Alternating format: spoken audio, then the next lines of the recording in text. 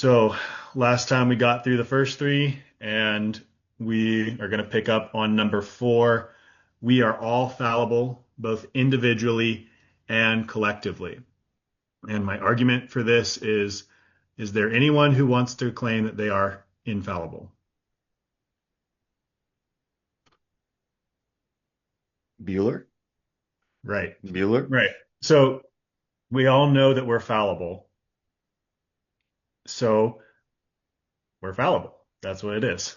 And and I connect this to some other political ideas about what that sort of things that entails, things that can help us realize.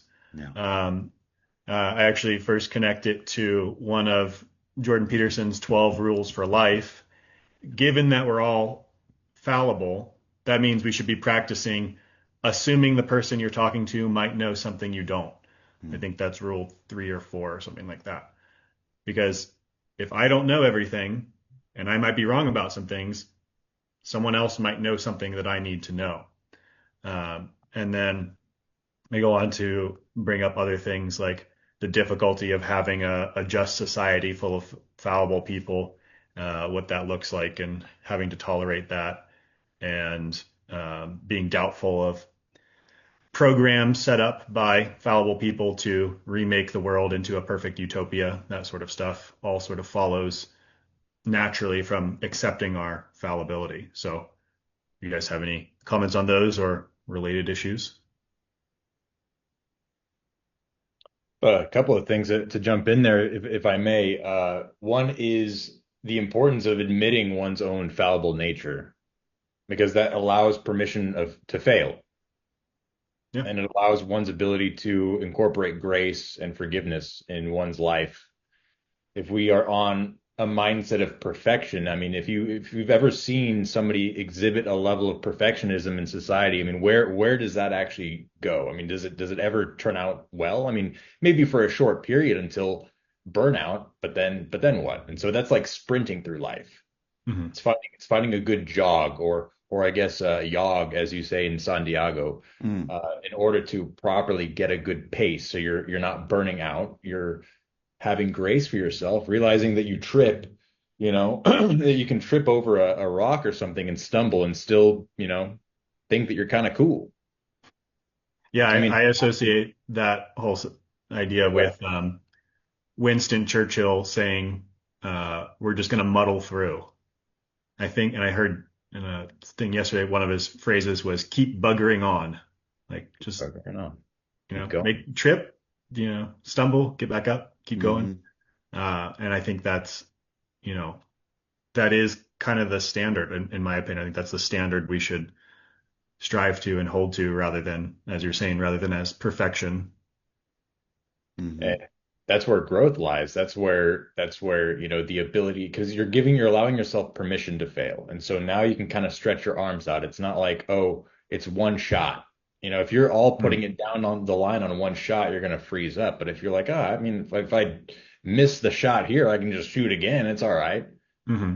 Like we're saying, we have a tendency to get caught up in the ramifications of whatever incident that we failed. Okay. So now we're caught up in the shame, we're caught up in the guilt of that failure, right? And so now we're stuck. And so we're apt now to fail more, because now we have failure on our mind, and our attention, our focus is on the fact that we've failed.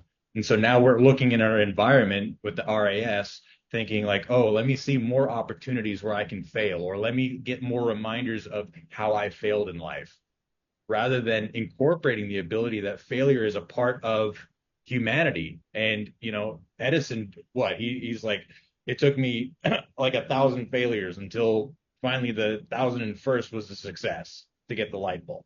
But it's Mm-hmm. allowing yourself to fail and not focusing on it as a failure, but as a stepping point, as a stepping stone to success, Mm. to wherever it is that you're going.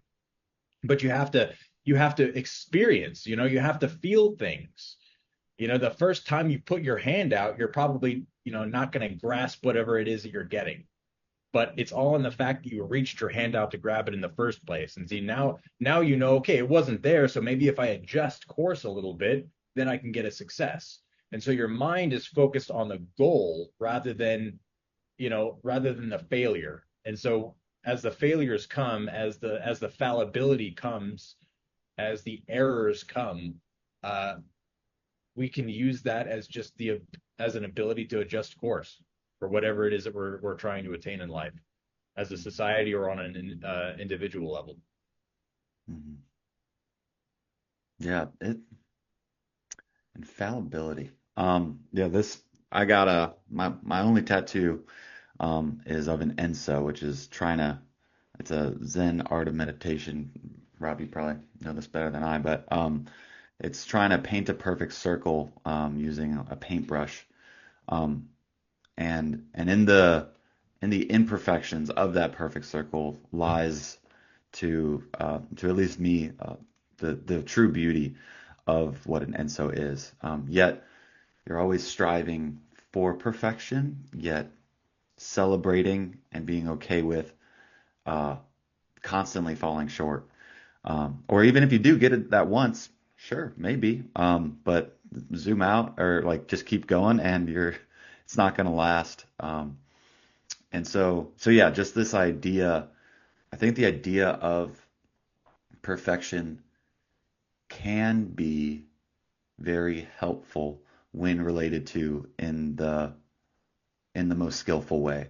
Because it does give us a goal to strive for, and from that goal can it, a lot of beauty and value and meaning um, can be experienced. And yet, I know me personally, the reason why, in part, why I got a tattoo. There's a lot of reasons, but in part, it was like a constant reminder, at least growing up, I would always find myself falling short and be really upset with myself about that falling short instead of celebrating and being okay with and being flexible and kind of dancing with, okay, yep, all right, I failed or I didn't quite get it. Let's keep going.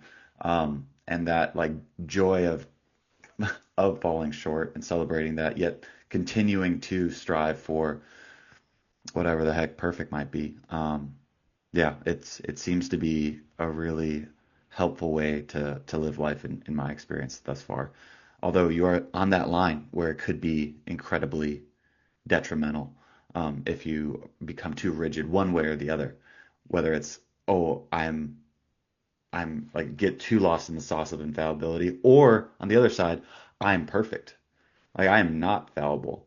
And the second part of the quote talking about like the collective aspect to it too, the group aspect, that's where things get interesting. When we start as a group, we come up with these ideals, whether it's in my recent studies, it's been the board of psychology and like psychologists in general. Are they infallible? No. um, uh, but yeah, so it's interesting how or why it so often changes when it becomes a group. What is so intoxicating by that? I'm not too sure. Yeah, yeah, I think it's definitely we need to have a faith in perfection, that perfection exists beyond us and in many ways despite us and abides with us. That's what I would say. But we know, like knowing that and wanting to move towards and have a relationship with perfection, have ideals to strive for, it doesn't need to overlap with thinking, therefore, I'm infallible. But you make a good point as well. You don't want to take this truth and say, well, I'm fallible, so therefore I'm just fallible. I kicked my dog today. Hey, I'm a fallible guy. What are you going to do? You don't, that's not just permission to be like, let it all hang loose. Don't worry about your imperfections at all. Don't try to improve. Um, it's not a license to sin, right? It's not. We don't think if what is it? Why not sin that grace may abound? Like so, yeah. So that it is that line, and it can swallow you on either side.